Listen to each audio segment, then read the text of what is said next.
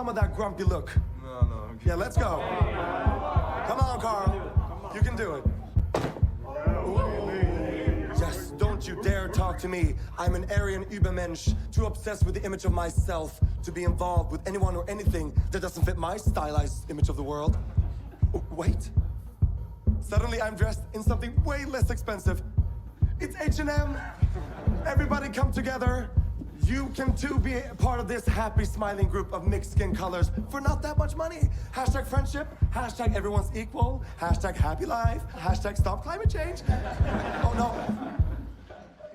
I am so sorry, darling. I didn't see that it was Balenciaga you're wearing. We are strong and tough and unapproachable. Show me that Balenciaga look. Oh, I'm No, this is not satire. I swear to God. sorry. I think it's back to H&M again. Yay, we're just kidding. We're so cheap. We're so happy. Yes. Everybody come closer together. Balenciaga's back. Ooh, fiercer than ever. We are stone cold. Yes. Oh my God, get away from us. Balenciaga is one of the world's most famous luxury fashion brands, known for its hefty price tags, cutting-edge designs, and disruptive avant-garde approach. The brand dominated celebrity culture, runways, and the future of fashion as a whole, until news flooded the internet of Balenciaga's own publication depicting satanic imagery and alluding to child exploitation in various design campaigns. Is there a cabal of elites who operate under the caring umbrella to manipulate people into buying the devil's drip? Or is this just a quick story pushed by reactionary news sources, networks, and social media? As is the case with every single fucking fashion brand or anything that is like even tangentially revolved around the art world, it's a bit of both. The answer is somewhere in the middle. Always. There is no good and evil. Except this campaign is so fire. I can't. It's, oh God, I love. This is the only time I've defended AI art. Okay, I think only it's Balenciaga, and those too weak to seek it. To understand fashion, you must familiarize yourself with its three tiers. There is mass market, where inexpensive materials are compiled to create affordable designs for a broad range of customers. Think Target, Walmart, and even Amazon. Pret-a-porter, or ready-to-wear, which is self-explanatory. Pre-manufactured clothing that's sold finished like a pair of jeans from the mall. And the most infamous and least obtainable, haute couture, or high dressmaking in French, combines the basic ingredients of fashion: silhouette, proportions, color, texture, layering, among others, to conceive something never before seen and perfectly fitted. Technically speaking, haute couture clothing must adhere to certain guidelines in order for it to qualify for this label. However, the term has been used by elite fashion houses to describe their clothing as a step above competition. Fashion houses such as Dior, Chanel, Givenchy, Saint Laurent, and Balenciaga all have one thing in common. Their clothing is seen as more than just an expensive trend. It's seen as art. Whether you agree with this or not, it doesn't matter. You're not their audience. There's an inherent classism in high fashion because the barrier to entry is absurd. They simply don't charge what it costs to make, they charge what people are willing to pay. Luxury brands often spend more on packaging, rent, marketing, shipping, designing, and research because diminishing returns between quality and price already exist. If done right, every detail from the start of production to the finished piece is accounted for and done with purpose. Some even argue that high fashion is less controversial than fast fashion due to the fact that affordable clothing is oftentimes mass-produced, sometimes through cheap or even slave labor, while high fashion is regulated, uses higher quality materials, and is designed by expert craftsmen. Or maybe that's just what they want consumers to believe. A vast majority of the world uses clothing strictly as utility, to cover themselves, to keep warm. Most people don't care about style beyond fitting in or following the status quo. High fashion comes with a privilege and can play on one's need to be part of a group or deviate from it entirely. Then you have companies like Zara, the #1 enemy of high fashion, who relentlessly steal silhouettes and use cheap materials to earn insane profits. It should be noted that expensive brands are not above this either. Stealing designs is just a problem that will most likely never get solved. Damn, okay, Fillion, this is like surprisingly I mean, it's like it's only scratching the surface, but also surprisingly knowledgeable. I would not expect this from like a YouTuber who's not specifically focused in like fashion. Actually very good. Solved. In some way, high fashion will always be different from fast fashion because it invokes some sort of feeling, giving meaning to a consumer, or at least that's what they often strive for. Sometimes the artistry gets lost in translation, and high fashion brands stretch the absurd themes for the sole purpose of being different or original. And if you have to try this hard to be different, are you even any different at all? This mentality ended up leaving Balenciaga, its parent company Kering, as well as anyone else involved in the brand with a ton of questions from the public that they couldn't answer. Their response? Half-baked apologies and a hard reset. Whether the accusations are true or not, there is plenty of information floating around the internet that, once pieced together, provides a sufficient explanation. Balenciaga's origins began with one man, Cristobal Balenciaga Ezeguirre, the king of fashion. At the age of 12 in 1907, Cristobal was an apprentice for a tailor until the foremost noblewoman in his My sister's boyfriend's pretty high up in a skater fashion brand, and they purchase the same hoodies, Louis Vuitton and Gucci, and sell it for $200 instead of $850 minimum law. Yeah, except $200 for a hoodie is also fucking insane. But yes, a lot of these... You need my phone?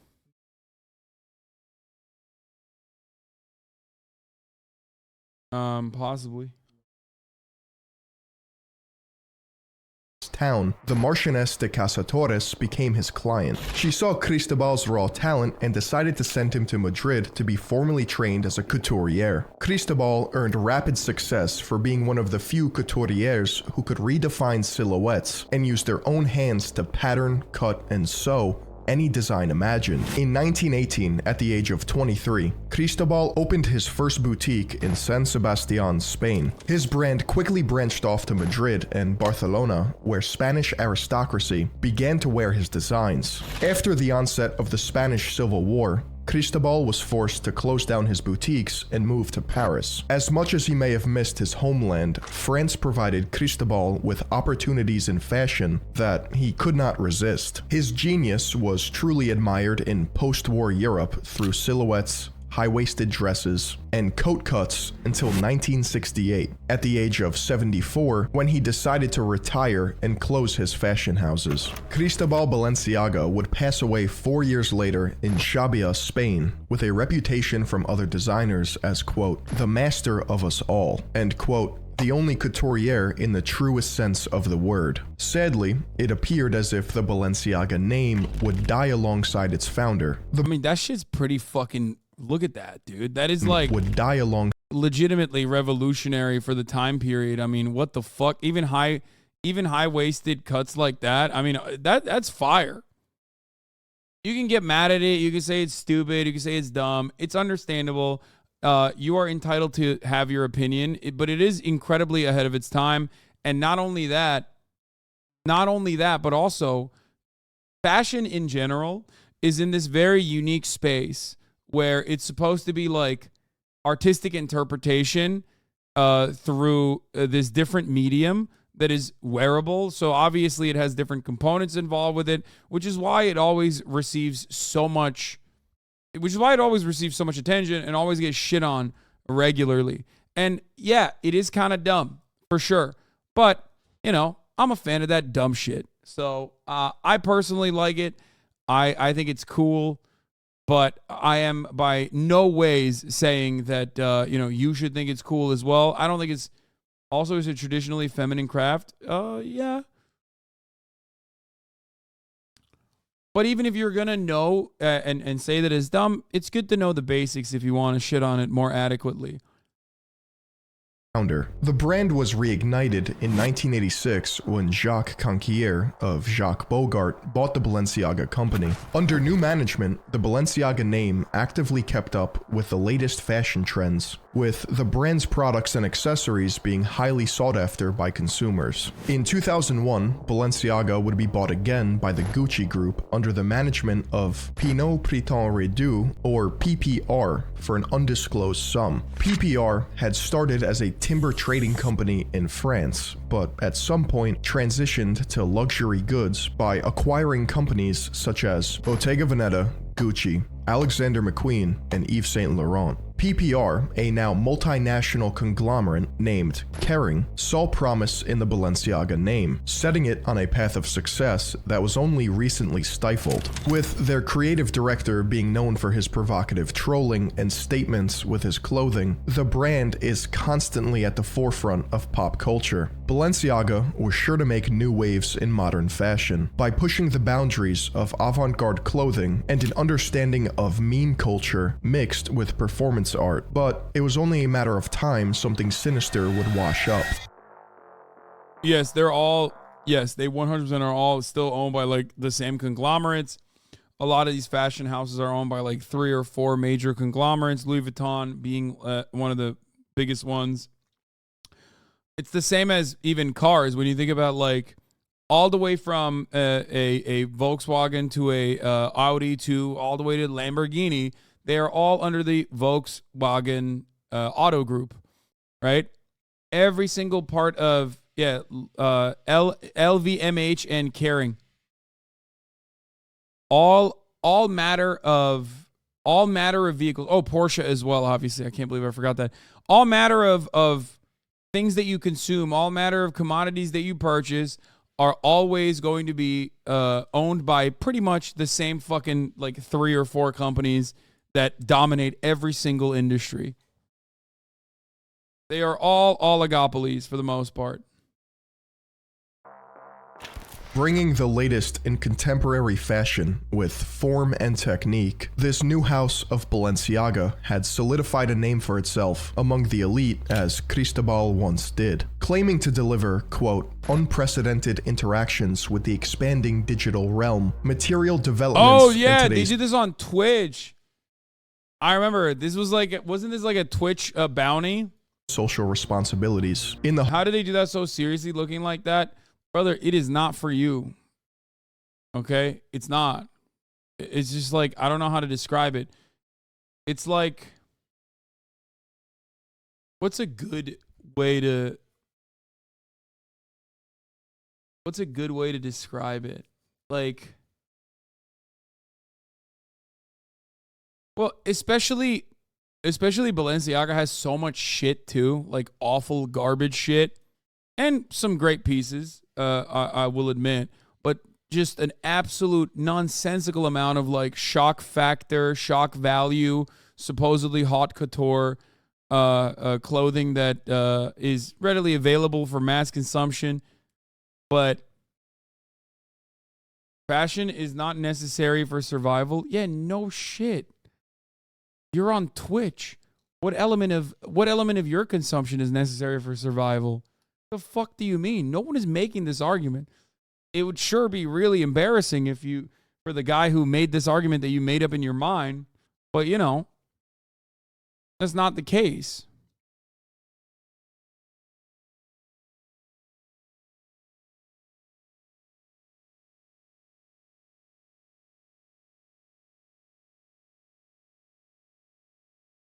You know?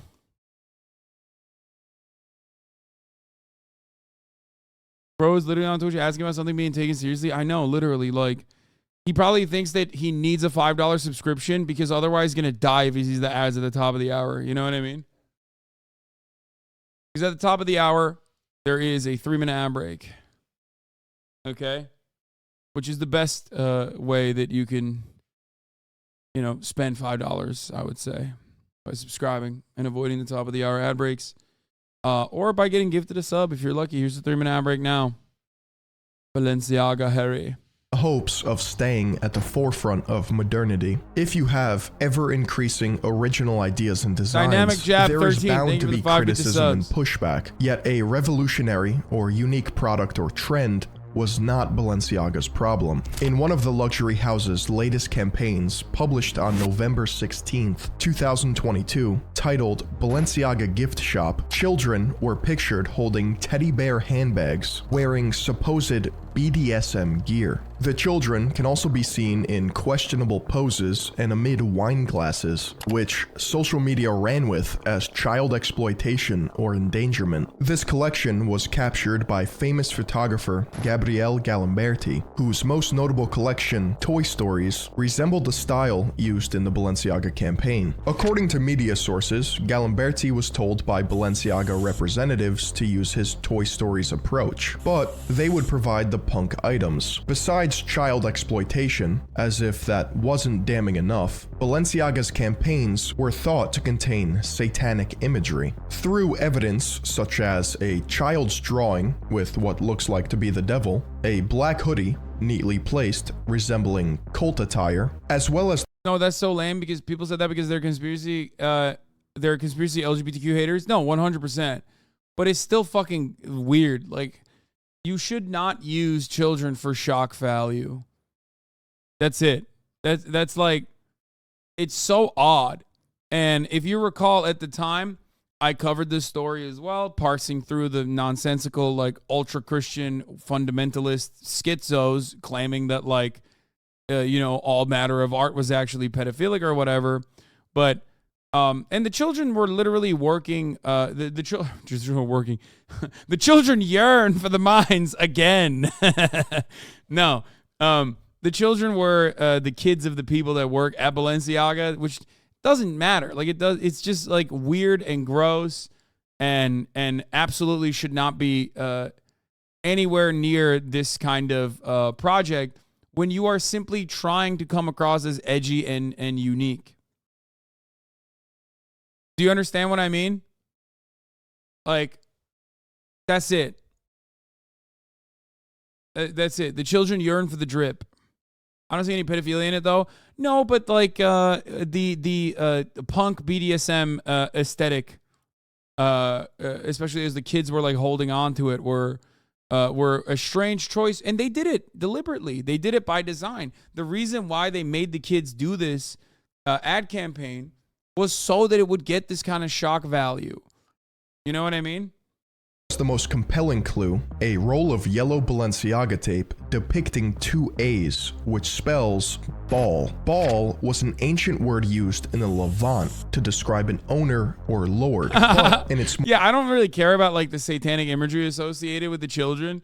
That stuff is just like, yeah, that's nonsensical. I'm sure they put it deliberately, but no. Even if they put it fucking deliberately, who gives a shit? Like they're just insane. You know what I mean? The people that are like, oh no, they're definitely satanic. Those people are fucking crazy. Okay. Why don't you care about it? That's not weird to you. Why don't I care about what? Satanic panic? Did you actually seriously come in here and say, why don't you care about the satanic? Because what? Do you want me to take like weird fairy tales seriously? Like, I don't understand. No, they're putting, at what point do you let go of the cynicism? Let go of the cynicism and believe what exactly? That these guys are like legitimately working at the behest of Satan? Chatter, you need to be deplatformed, not Kai. True. For not taking the issue of Satan seriously.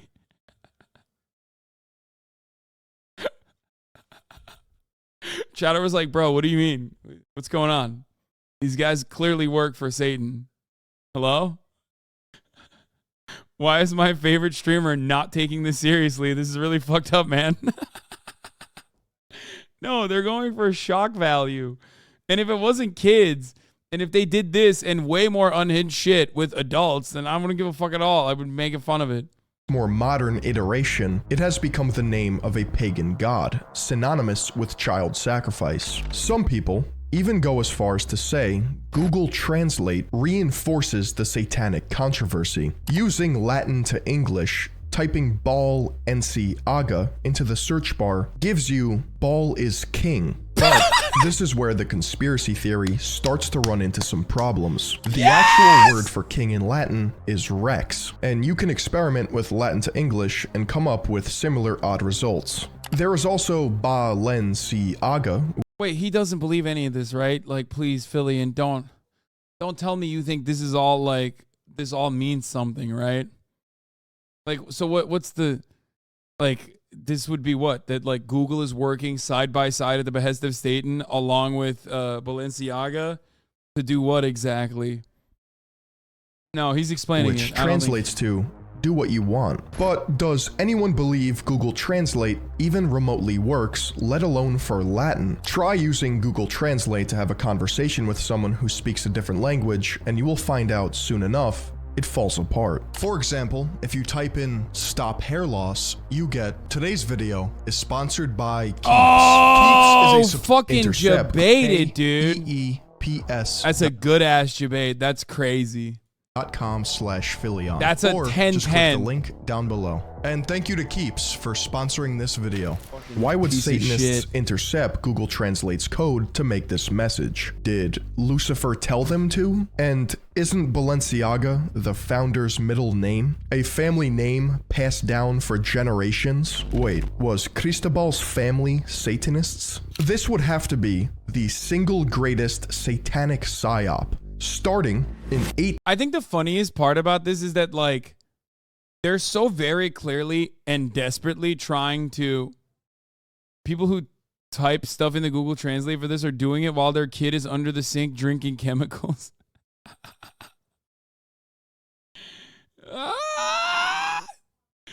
Dude, they're so very desperately trying to appear edgy and different.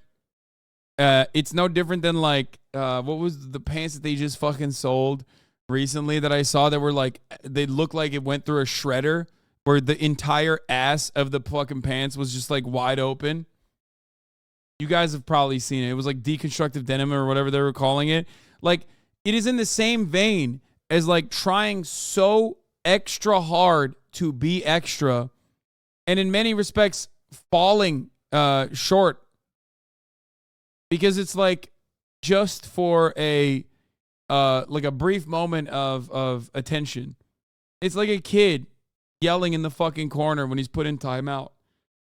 1895 and finally coming to fruition in 2023 with the fall of Google Translate. The sad reality is you don't need a child murdering god if it's already confirmed that we live in a hellish society by the fact that Balenciaga's sincere apology was posted as an Instagram story. And at this point, the ultimate power move would have been to never apologize. But this is what they had to say. We sincerely apologize for any offense our holiday campaign may have caused. Our plush bear bags should not have been featured with children in this campaign. We have immediately removed the campaign from all platforms. It should be noted that Balenciaga is apologizing for depicting the bags with children, not the bags themselves. Oftentimes on social media, silence is immediately equated to guilt, and by the time they responded, the damage was already done. Balenciaga headquarters was in full crisis management mode until another disaster struck. A campaign focused on an office theme, highlighting Balenciaga's garderobe line and a new era for the brand, was projected to launch in spring of 2023, which was in collaboration with Adidas. At first glance, nothing seemed out of the ordinary with this campaign, but the internet was hesitant to trust the multi-billion-dollar company after their previous oversight. It should be noted that photography sets are controlled environments where everything on the scene is purposeful, especially at this caliber. In what resembles a deliberate act by the studio and crews involved, Balenciaga's garderobe campaign included a photo with a page from a Supreme Court ruling of United States v. Williams. Adidas equals all day I dream about Satan.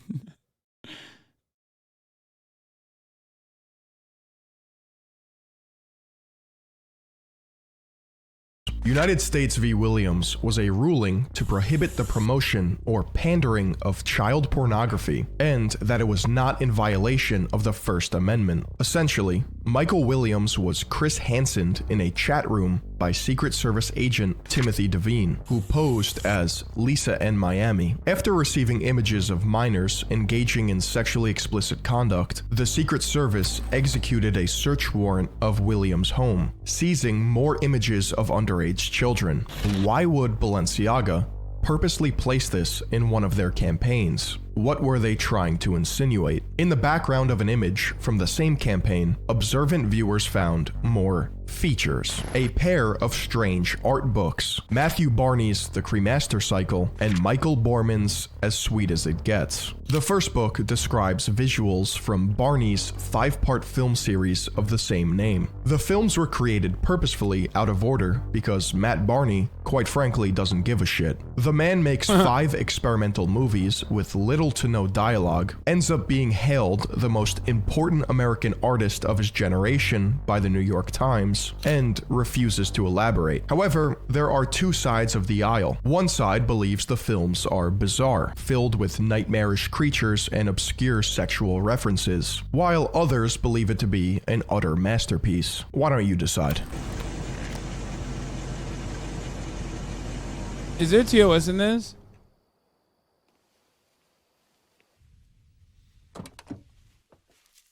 Goodbye now,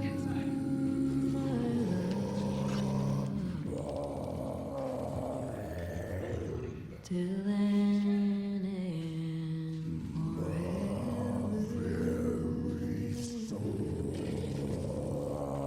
There's certainly overlap between Balenciaga and the Cremaster Cycle. Both play with avant-garde fashion, as well as strange environments, to convey a sense of outlandish futurism, not too far off from one of their runways. The second book, published in 2014, combines more than 100 pieces. Yeah, the only fucking two weird things in two separate campaigns. Using kids with the punk / BDSM aesthetic is weird, odd. They shouldn't have done that. And then the second one was the fucking very clearly placed Supreme Court decision. Other than that, the rest of it is just art shit. In my opinion, as I gave you my assessment last time this happened, or last time this was like popping off, it's like 75 to 80% like freaks that are losing their minds. And 25% them being fucking gross weirdos because they think it's cutting edge and edgy. Okay? Ball is art, Hasan 2023? No, but all art is, like, most art is about being cutting edge and being considered degenerate and perverse. It's just reflected on our contemporary values and I guess breaking through our current and contemporary understanding. Will there be missteps in that situation? Absolutely. Okay, but that's how it works. Motherfuckers are acting like you're a 17th century peasant being like, me lord, I saw in the courthouse. They're drawing things that are not simple tapestries. It's the work of the devil.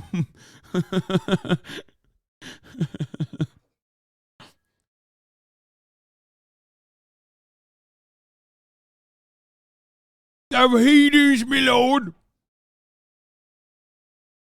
Produced by Michael Borman's over a total of 14 years, including maybe his most infamous work, Fire from the Sun, which depicts unsettling images of maimed children covered in blood, with ominous implications of violence and other disturbing imagery. To some, it's reminiscent of Lord of the Flies and the Loss of Innocence. To others, it's the most disgusting excuse for art they've ever seen. But art is subjective, and there are probably dozens of people ready to line up and gaze upon Borman's mutilated toddlers. Regardless if you like Borman's art, he's an established European artist who illustrates whatever he wants, and his artwork is displayed in museums across the globe. One thing is for— It is gross. 1 star on Amazon review.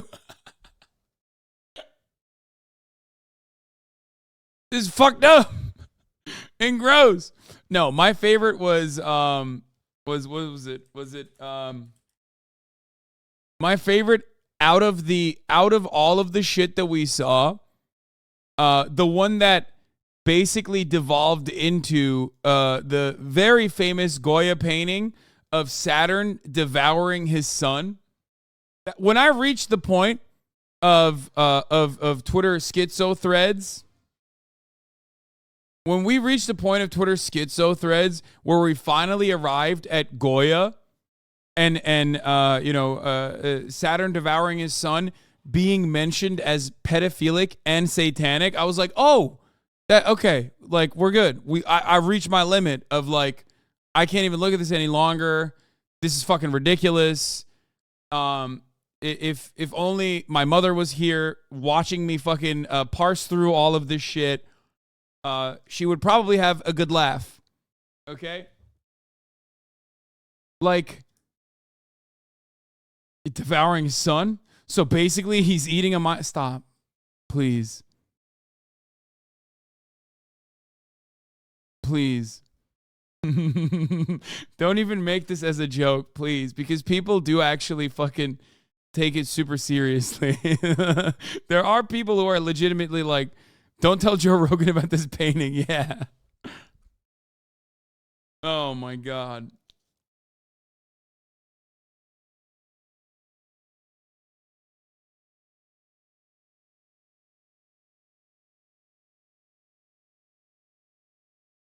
Imagine your conspiracy nut grandma reviewing a fine art book on Amazon. Exactly.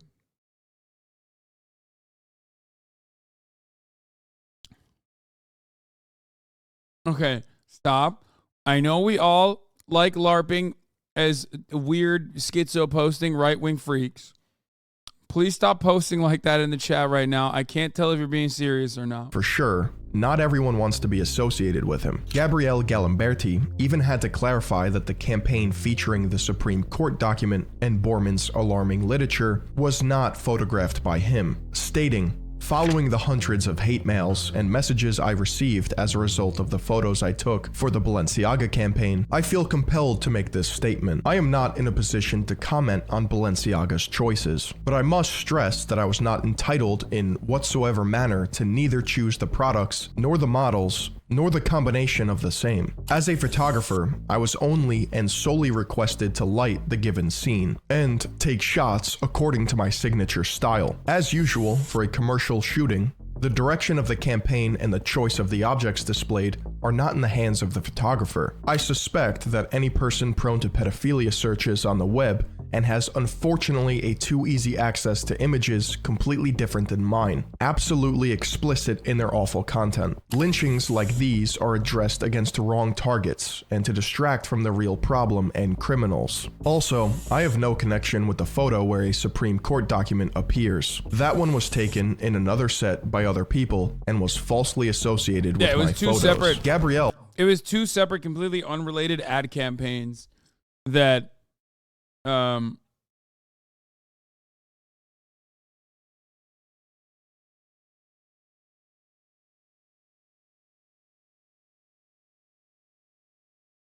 was being unfairly lumped into the second campaign, while social media, Twitter mainly, was trigger happy with their allegations. He had faced enough criticism. Balenciaga's apology for the guard rope line was pretty much identical to their first apology, except they did partner with the National Children's Alliance in hopes of restoring some decency. We apologize for displaying unsettling documents in our campaign. Balenciaga added, "We take this matter very seriously and are taking legal action against the..."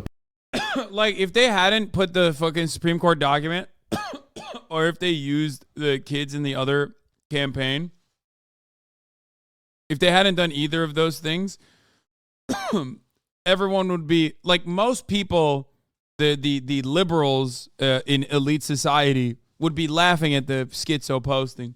But because they did both of those things, and they neatly packaged it, it was over. Parties responsible for creating like this they would literally say this anyway. They say this about everything.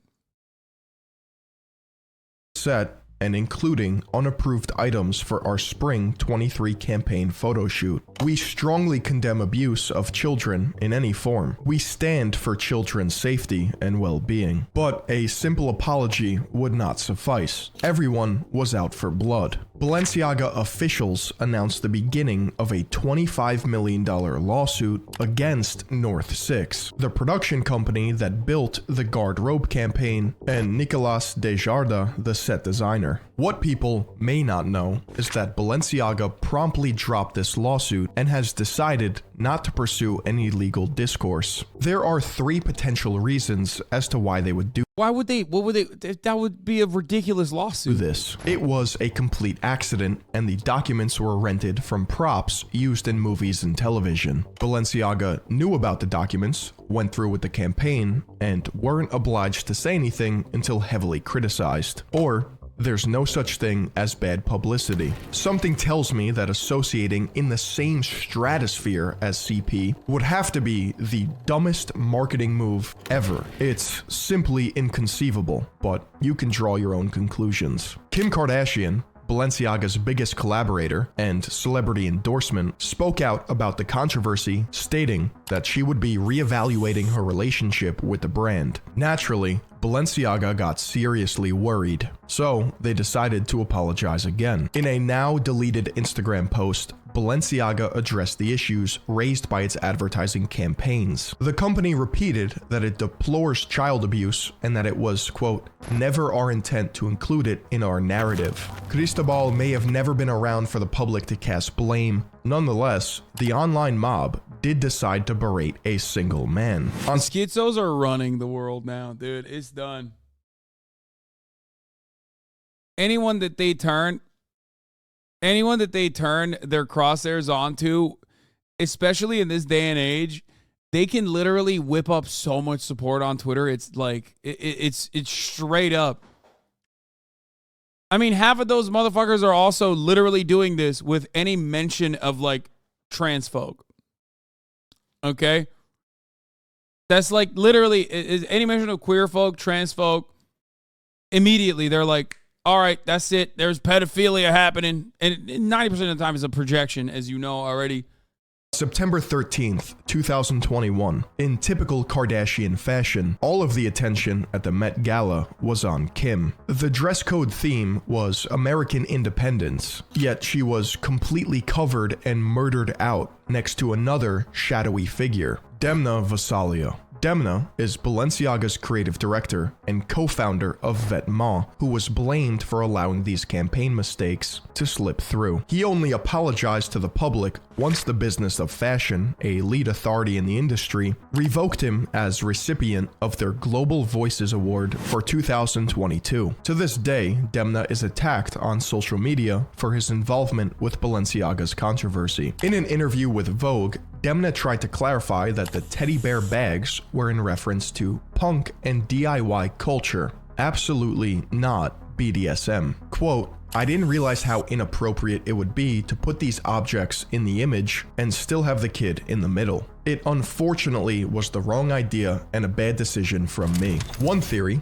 that is not out of the question is that Demna knew associating children, which are conventionally portrayed with innocence, next to the dark aesthetics of evil, would be sure to cause commotion. Yeah, 100%. No, that's it. That's your answer. Absolutely, 1,000%. Yeah, and he didn't realize how far he was taking it, which he was. And that kind of shit would 100% law fucking bullshit. It wasn't BDSM. Yeah, it was. It's literally deliberately done. That's what I was trying to say. Like, no real evil person, okay, is directly tailoring their content to look evil. That's why it's so fucking stupid. Like, what do you think? Like, if there's actually a satanic conspiracy and the Illuminati are running rampant in society, you think they're trying to fucking be like, look at us, we're the Illuminati, hey. You know what I mean? Check us out. Look at us. Oh, like one of those, you know what I mean? It's so It's so fucking dumb. Nah, they slip up all the time. Yeah. I hate when I slip up and put yellow tape that says ball in front of a kid. No, it's incredibly fucking stupid.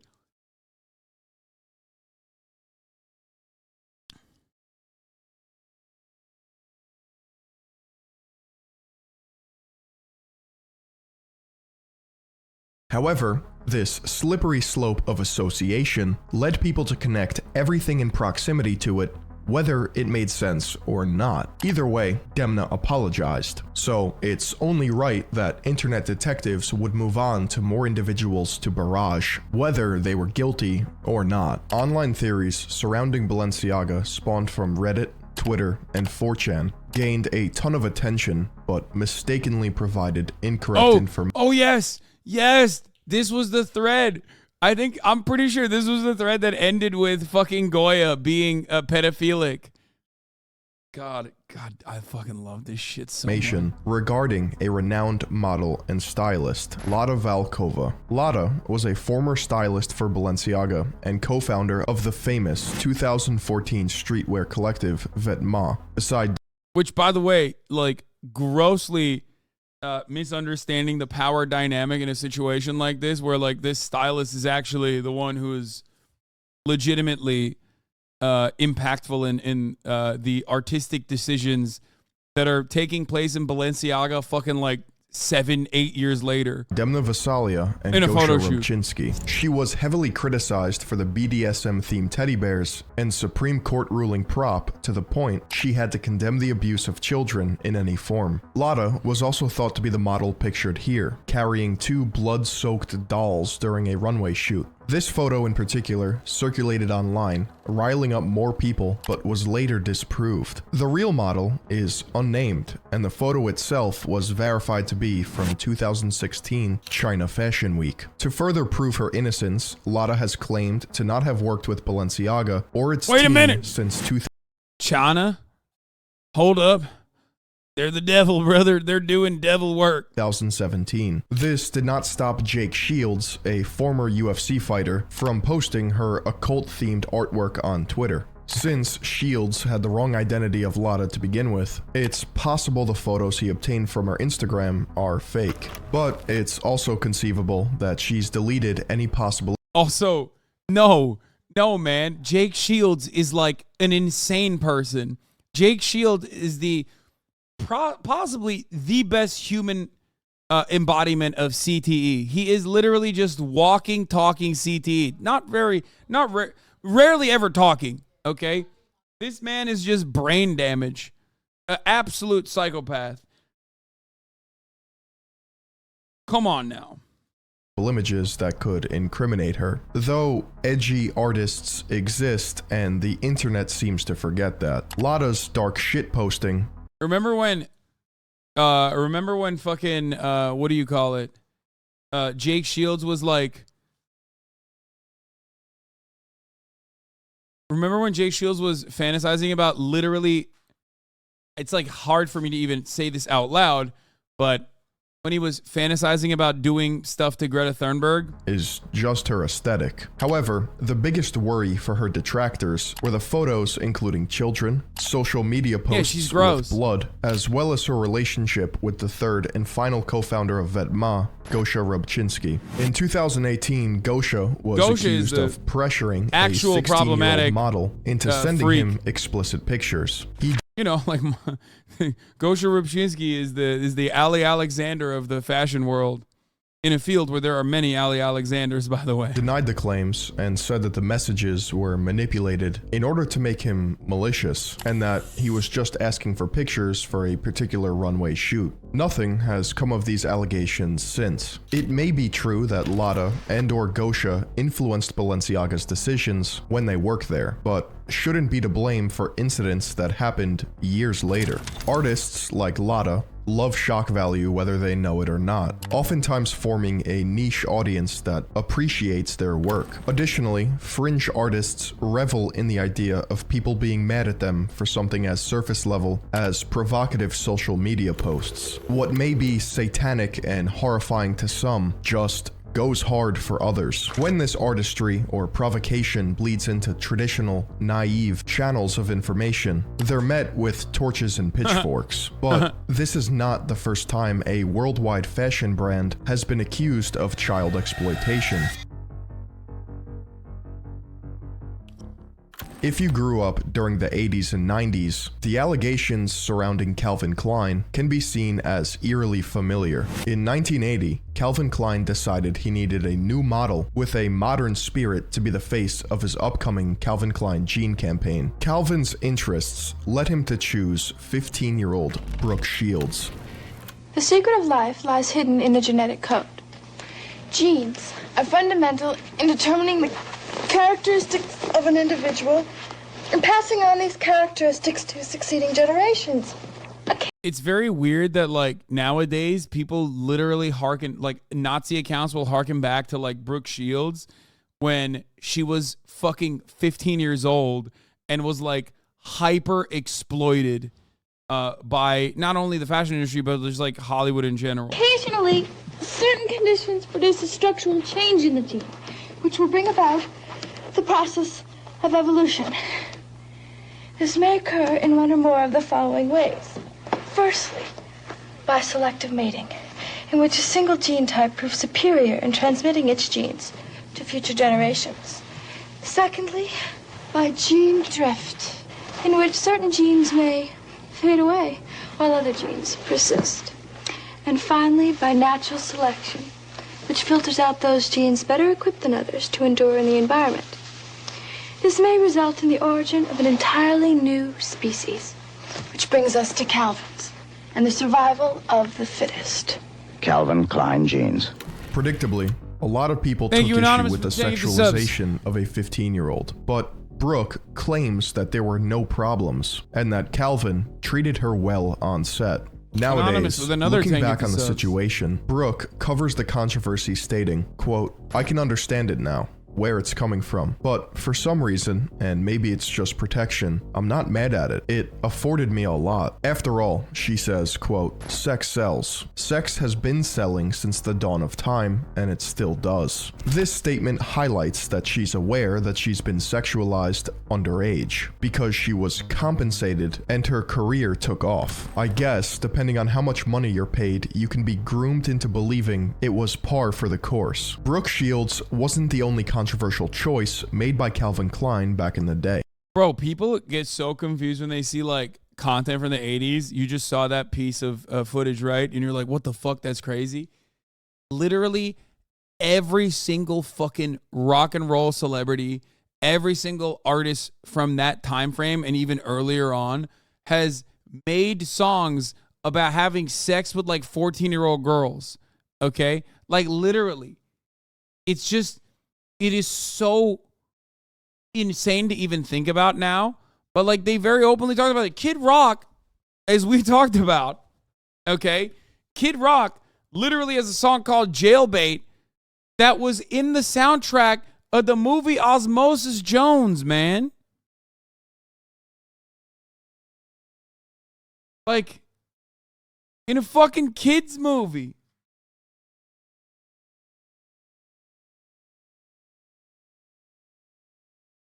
Yeah, Kid Rock, the one who's like, yeah, I can't believe Bud Light's doing queer culture.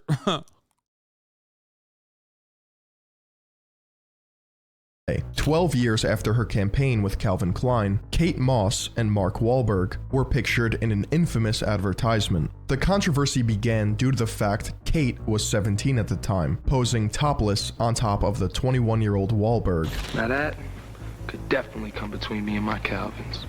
Do you have Calvin Klein underwear on? Identifying her actual age on the internet, Mark Wahlberg was how many years removed from a hate crime at that point, by the way? I think, 4? For the record. Like, no, yeah, Mark Wahlberg at that point was like 5 years removed from going to jail for a hate crime against a Vietnamese man, a bunch of black people as well, but the worst offense being a Vietnamese man that he beat up so badly that he blinded him. I think he did that in the same duration, as a matter of fact, if I'm not mistaken. Pretty sure he did that in the same 24-hour time frame. All this designer got me drip. Okay, stop. I mean, Mark Wahlberg now is a very different person than who he was back then. He's corny. It's funny to make fun of him. I'm just saying that, like, at the time, though, he was 21, not that far removed from the actions that we're talking about. But hey, Catholicism saved him, and the Catholic app. The Catholicism app saved his life, and all the designer that he's got.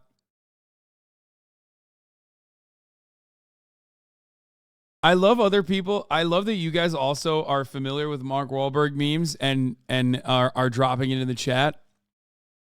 For those of you who are unfamiliar, does anyone have the link of the Instagram video? Mark Wahlberg is one of my favorite funny follows. Oh, here, this is it. Designer got me drip. All this designer got me drip.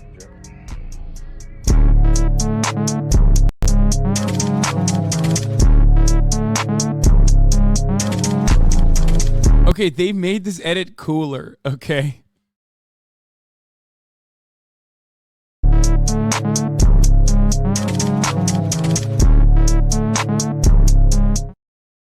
He's like 60 years old, man. That's crazy. Wild state of affairs.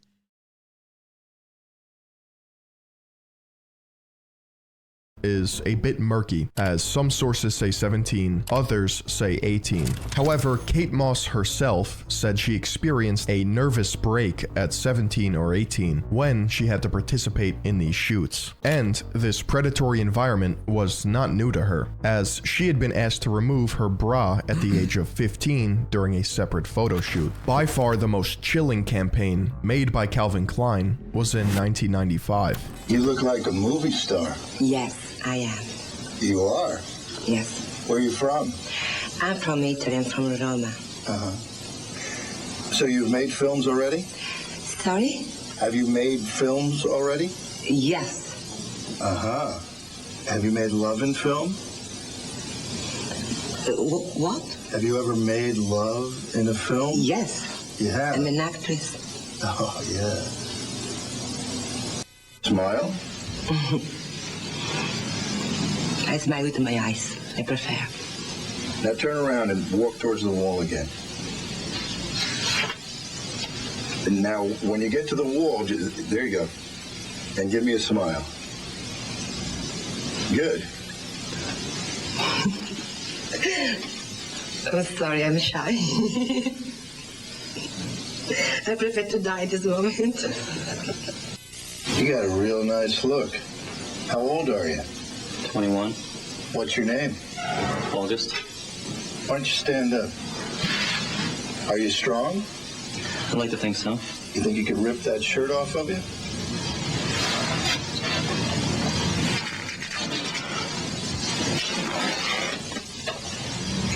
It's a nice body. Do you work out? Mm-hmm. Yeah, I can tell.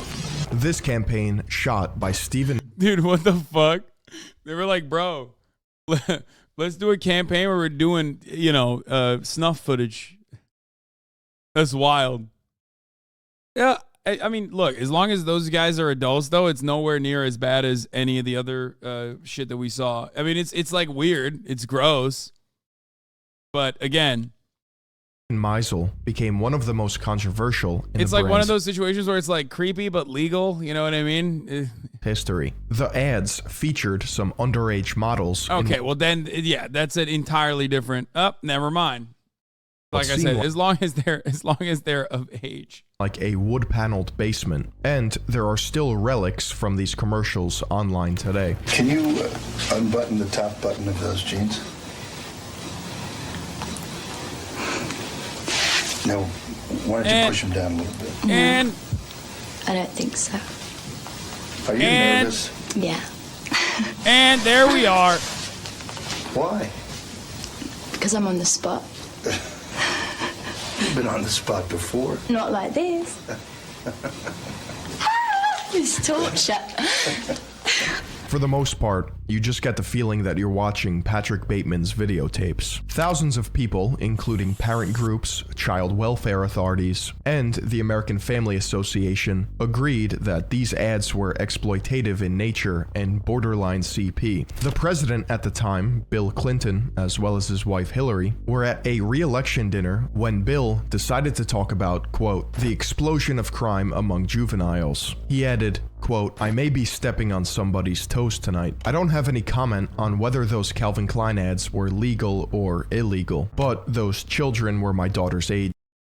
Man, I'm so glad that Bill, Jeffrey Epstein's best friend, been on the Lolita Express multiple times, Clinton, had some things to say about the exploitation of juveniles. He was like, hey, real bad that I wasn't the one doing it.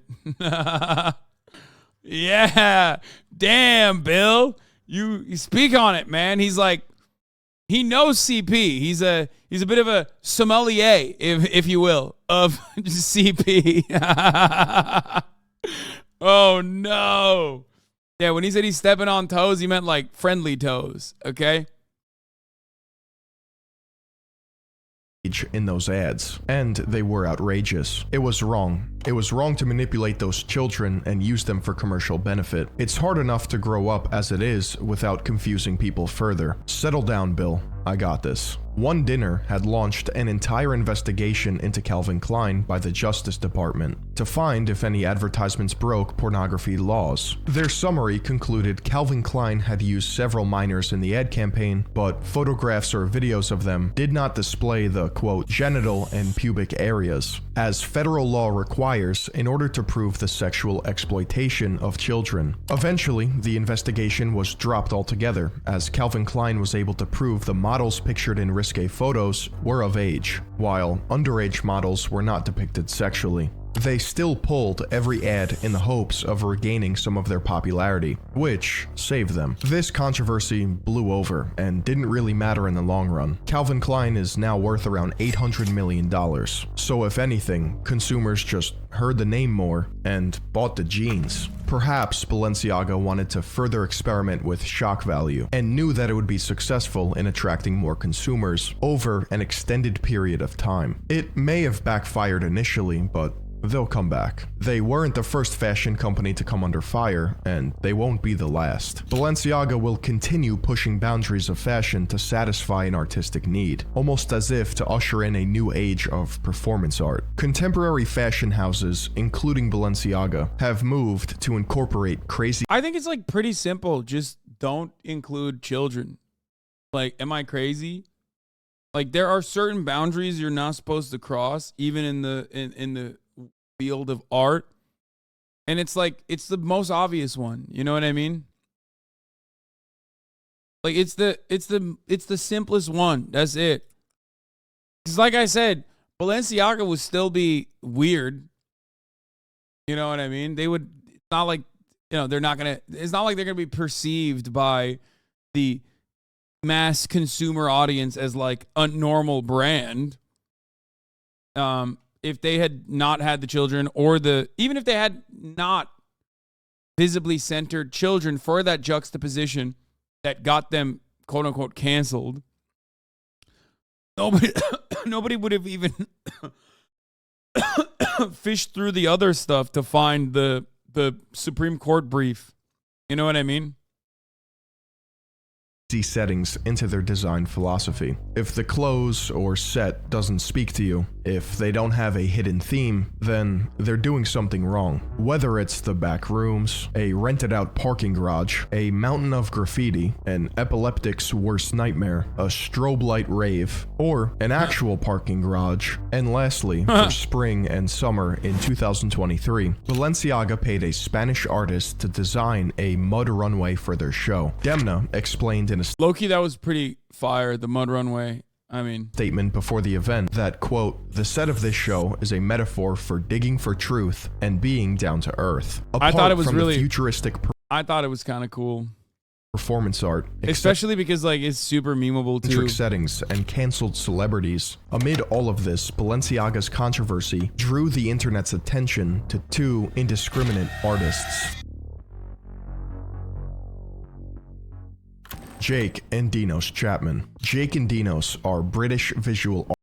They make new Worker Mill boots, right? No, that's Prada. But those boots are fire. Will has them too. Those boots are actually the one that what's his face has, the Chechen dude has.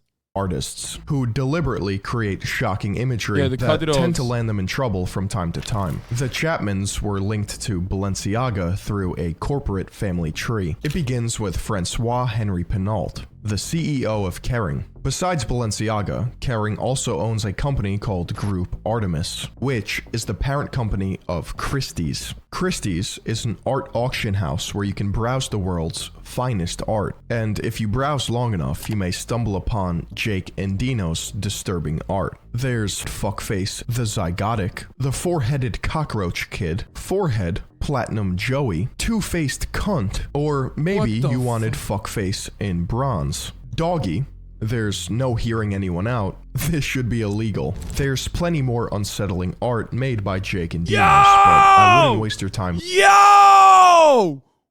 Yo! Okay, that's criminal. That's gotta be criminal. If that's not a crime, it should be a crime, right? Okay, well, remember when I said artistic interpretation, you know, people are trying to push boundaries? No! Jail! Dude, British people are wild for this one, okay? I can't believe I'm saying this. That's new crime unlocked. Should be a crime if it's not right now. It should be a crime in the future, I think. Looking at it, you'll probably end up on an FBI watch list if you aren't already. Bro, who buys that? Who are they making this for? Like, Jeffrey Epstein? They have one client, it is Jeffrey Epstein. No, seriously. Who the fuck would buy that, dude? That is so psychotic. What beans on toast for breakfast does to a motherfucker. No, literally. Like, I guess in a way it's like clever, you know what I mean? Because all these fucking like billionaire pedophiles they're the only ones who could buy that shit anyway. You know what I mean? They're like, yeah, Prince Andrews and Jeffrey Epstein and everyone that's like traveled on the Lydia Express more than 10 times has purchased one of our exclusive pieces. It's very nice.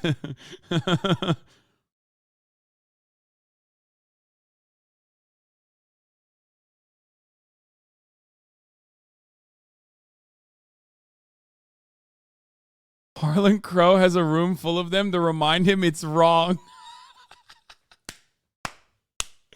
Harlan Crow built a room he calls pedophile room. And he goes in there and does this. He just goes into the room. It's full of CP and shit like this. And he goes, so bad. Every time. Every time he walks into the room, he's just, even if he's alone, he's like,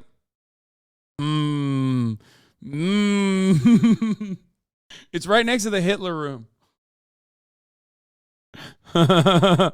Yeah, to remind myself how much I dislike it. It's clear the brothers don't care about criticism. In fact, it's probably central to their art anyway. They do what they love, and that includes sexualizing children and creating miniature models of CP. If Jeffrey Epstein needed a paperweight for his desk, this is probably where he would shop. Yeah. After all, it's not like billionaire Henry Pinault is personally involved with each item and artist among his affiliate marketplaces and businesses. He doesn't have time to do this because he's too busy sacrificing a child to ball. If we're to be realists about this, the subjective nature of art will never change. What's shocking sells, and oftentimes for these pretentious artists, they feed off pissing you off. Is that a swastika with like, am I crazy? Art will am never I turning change. into one of those What's like shocking schizo guys? sells, and oftentimes is that actually a rainbow color swastika or no? Maybe I'm being like back there. Nah, they made art with Hitler's watercolors. Hitler gets Chapman treatment as hell rises from the ashes. Smiley faces for Führer's watercolors. Successor to Lost in Fire goes on show. They were labeled as vandals for defacing a set of Goya prints. There may have been less fuss over their new target. 13 watercolors of dubious quality by a man who never made it to art school despite his best endeavors, Adolf Hitler.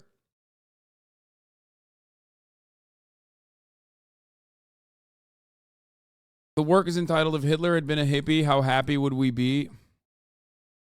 Oh, this is so, it's so basic. I mean, I don't fucking know.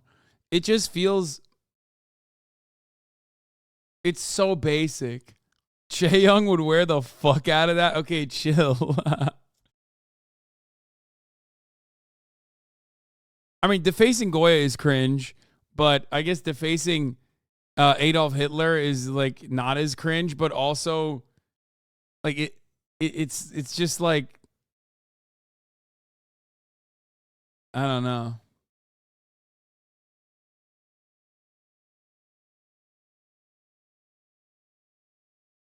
Too much time could be spent looking at the art to try to read the mind of the man Hitler became. All they all indicate is that this person is not very good at art. They don't indicate this person will become a terrible tyrant. Fucking hell. Also on show at the White Cube Gallery in central London is 9 glass cabinets arranged in a swastika formation with tens of thousands of miniature figures enduring awfulness on a grand scale. The original installation was lost in the East London fire, which destroyed much of Charles Saatchi's stored art collection 4 years ago. You couldn't fail to see something funny about hell being on fire, said Jake. Their first thought was, let's do it again. We wanted to rescue the work from the sentimentality that soon clothed the work after it burned, an affection for the work that wasn't there when it actually existed as an object. So the idea of a world without hell was unacceptable to us. It's so cringe. Like, it's like shock. There's a lot of stuff like this in the art world where it's just like simple shock value. I would go so far as to say that it's just like not a lot of thought placed into it, and is exclusively to come across as like edgy and attention seeking. Time for these pretentious artists, they feed off pissing you off. The issue, or inherent beauty of art, is that there is no distinct line in the sand of what is too far, and you'll have artists die to protect it. Balenciaga's cancellation was the product of edgy art gone too far, corporate oversight, and a social media witch hunt. When the flow of information is dictated by the 24-hour news cycle, you'll have outlets pump out reactionary garbage in order to run with the story, because they have to. Social media impressions are then farmed by attention-hungry users that want the world to be more evil than it actually is. It's all too normal and convenient to take a story. Philion is like the exact opposite of like the centrist commentator, where at the end of like every centrist commentator's YouTube essay, you end up arriving at a very right-wing conclusion where they like slowly bake that in. Philion does the same thing, but then at the end, he actually tells you a truthful opinion that is closer to reality and will end up telling you something that is ostensibly sometimes leftist as well. And spin it so that it fits an agenda, only to push a narrative of predictable tropes. In a digital era where information is monetizable, it shouldn't be surprising when emotionally charged stories are milked for everything that they are. The answers are always more complex. I simply can't stand it. And if you want to support the antithesis of this, consider signing up to the Third Eye Global Patreon. You'll get exclusive access to our Discord and member-only content. The link is down below.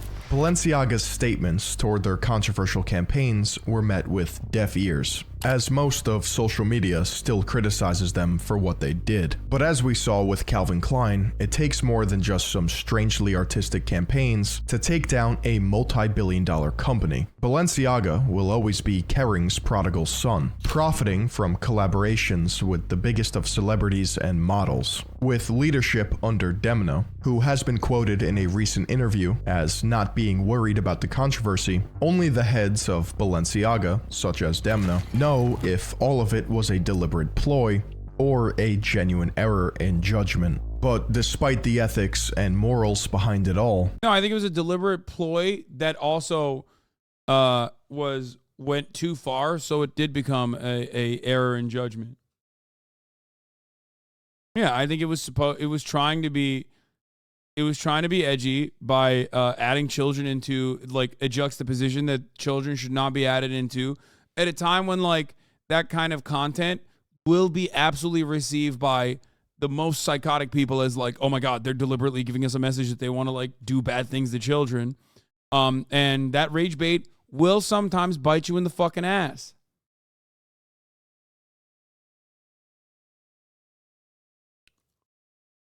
Yeah, they wanted to be edgy and got themselves cut. Exactly. That's what I think. the uproar that shock value provides will never cease to be fashionable. Demna, who has a genius-level understanding of mimetic culture, is responsible for propelling Balenciaga into the stratosphere, and something tells me he's not quite done with the brand yet.